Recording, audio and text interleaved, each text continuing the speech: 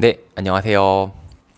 오늘은 제가 늘상 말씀드리는데 저는 시험 잘 보려면 기출문제 푸는 게 제일 중요하고 신축을 잘 하려면 기축 문제. 그러니까 시험 잘 보려면 이미 출제된 기출문제를 열심히 보면 되고 신축을 잘 하려면 기축, 이미 건축된 사례를 많이 연구하는 게 가장 왕도다, 가장 빠른 길이다 라고 저는 생각을 해서 요즘 열심히 제가 기축 사례를 연구하고 있는데요. 오늘 보실 사례는 요런 집이었어요. 이게 2018년 7월 달에 요런 집이었어요. 여기 이제 교회가 있고 이렇게 쭉 약간 언덕길이네요. 쭉 올라와 가지고 여기 절도 있고 약간 외져요. 여기 이렇게 단독주택이 있었는데 이게 최근에 가보면 요렇게 변해 있습니다. 지금 여기 절 있는 건 똑같은데 이렇게 두 동짜리 빌라가 예쁘게 들어와 있죠. 여기 보면은 이제 분양한다고 적혀 있고요.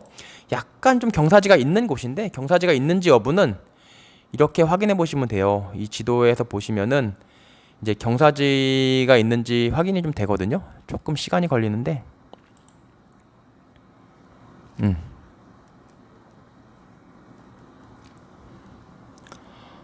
요렇게 보시면은 지금 아까 그 자리가 이 자리란 말이에요. 이 자리인데 약간 경사지가 있죠. 보시면 요렇게 보시면 여기가 이제 대로변이에요. 이제 성신여대 입구에서부터 쭉 대로변이고 여기 지하철역도 이렇게 흐르는 자리인데 약간 경사지가 있어서 조금 위로 올라가야 됨을 알 수가 있습니다. 약간 경사지가 있어서 조금 외지기는 해요. 외진데 어쨌든 땅이 그만큼 싸다면 많이 남으니까 상당히 좀 수익률이 있는 땅이 되겠죠? 그래서 지금 보신 것처럼 이렇게 개발을 하는데 얼마가 들어가서 얼마가 남았을까 한번 제가 분석을 해보겠습니다. 일단은 토지 이용 계획 확인이 제일 좀 중요하죠. 뭐 건물을 못 지으면 안 되니까 어쨌든 지금 여기란 말이에요. 여긴데 보면은 이게 쭉 나오고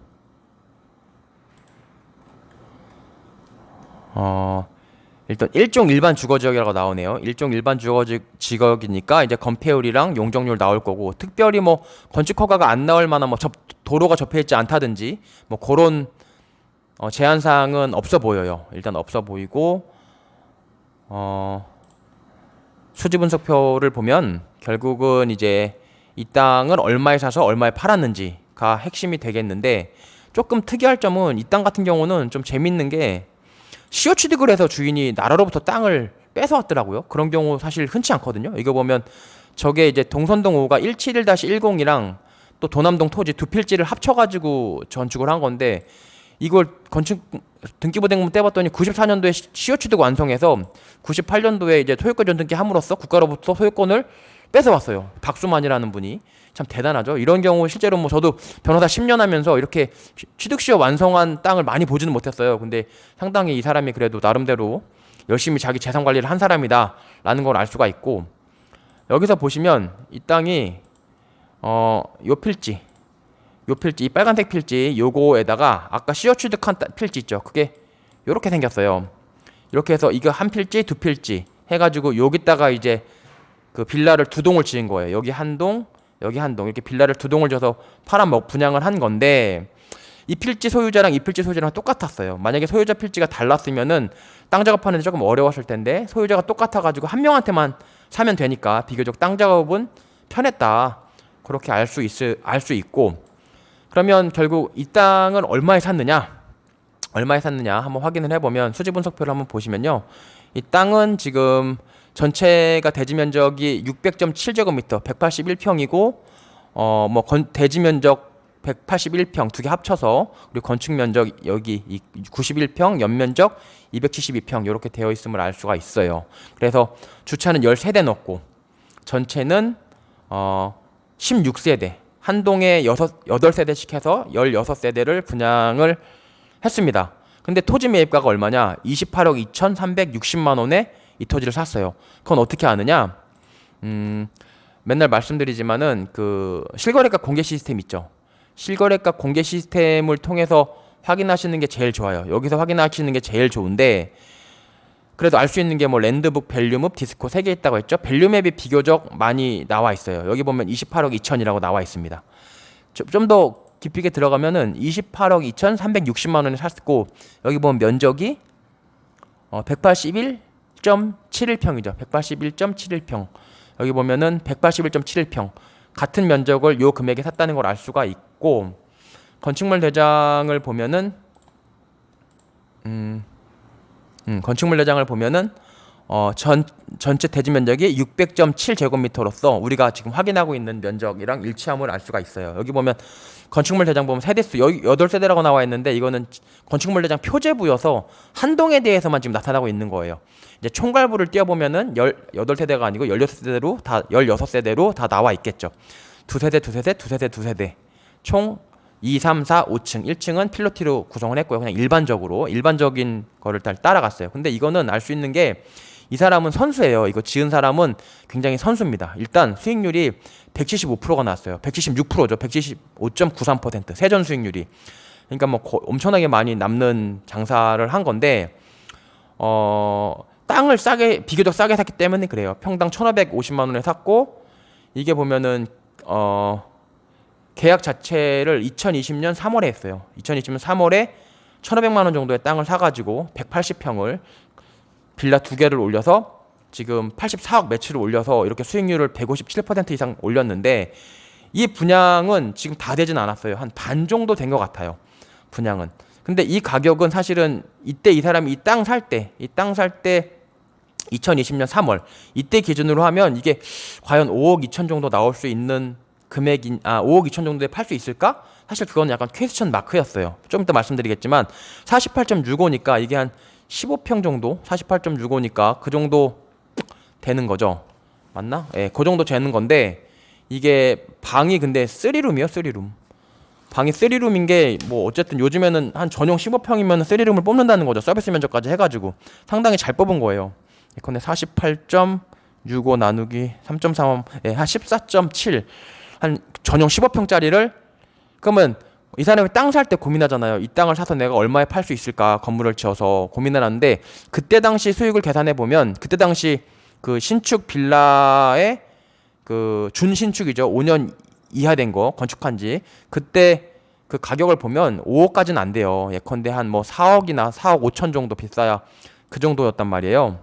그러니까 여기 제가 좀 분석을 해놨는데, 여기 보시면은 뭐 2020년 1월부터 3월까지 이 사람이 땅 사러 돌아다닐 때, 그때 보면은 막 1억 6천 막 썩빌들, 91년도에 지은 거 썩빌들은 이렇게밖에 안 나갔고, 조금 신축 같은 경우라고 하더라도 이렇게 5억까지 나가거나 그러진 않았어요. 뭐 비싸야 진짜 뭐 4억 4천 2004년에 지은 거 뭐 요 정도였단 말이죠. 근데 이것도 면적이 크잖아요. 80이잖아요.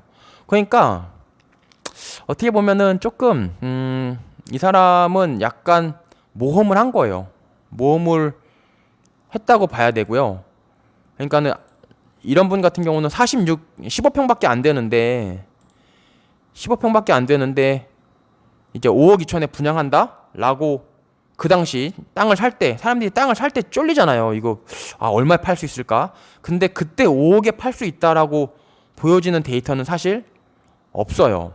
없는데 하여튼 이 사람은 땅을 사서 5억 2천에 팔고 있는 거고, 근데 5억 2천에도 거의 한 50% 이상은 분양이 됐더라고요. 그거 어떻게 알 수 있냐면, 여기 보시면 늘 말씀드리지만 이제 거길 들어가면 돼요. 열람하기. 그러니까 여기 들어가면 여기 도남동 번지수를 치면 쭉 나오거든요. 쭉 나오면 이걸 눌러보는 거죠. 눌러보면 여기 뭐 좀 오래됐다고 이렇게 나오네. 눌러보면 이제 선택하고 눌러보면 이제 건축주 이땡땡 외 한 명, 이 사람이 건축주거든요. 이름 안 바뀐 건 안 팔린 거예요. 이름 안 바뀐 건 안 팔린 거고, 예컨대 또 눌러볼까요? 이땡땡 한 명, 이것도 안 팔렸네요. 또 뭐 눌러볼까? 이거 눌러볼까요? 박땡땡, 이거는 분양이 됐네요. 이런 식으로 보면 분양이 얼마큼 됐는지 우리가 합법적으로 알 수가 있어요. 물론 분양 계약은 체결됐는데 뭐 잔금까지 한 3달 걸리니까 잔금이 남아가지고 아직 등기를 못 쳤을 가능성도 없지 않지만, 그럼에도 어쨌든 최소한 이 정도는 분양이 됐다. 한 반 정도 분양된 것 같더라고요. 실거래 시스템 들어가 보니까 또 실거래 시스템 들어가도 알 수가 있죠. 그냥 팔리면 한 달 이내에, 계약일로부터 한 달 이내에 실거래 신고하게 돼 있으니까 여기 들어가도 얼마 팔렸는지 대충 알 수가 있습니다. 여기 시밀레이어스라고 여기 있네요. 그러니까 이런 식으로 제가 합법적으로 자료를 모아서 확인해 봤을 때 분양이 어느 정도 된 걸로 보입니다. 제가 확인한 것만 한 절반 정도 확인을 했는데, 그러니까 이 정도 가격에도 팔리는 거예요.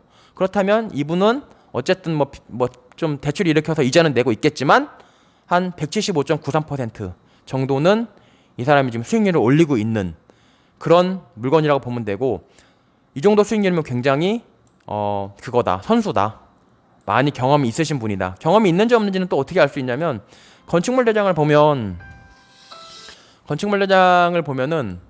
어쨌든 지금 보면은 여기 뭐 이태숙, 건축주가 이태숙이라는 분이고, 박창권 주식회사 시밀레하우스 건축사무소, 그러니까 박창권이 설계자예요. 이태숙 건축주, 박찬권이 설계자인데, 등기부등본 가서 보면은 땅을 누가 샀냐면 똑같이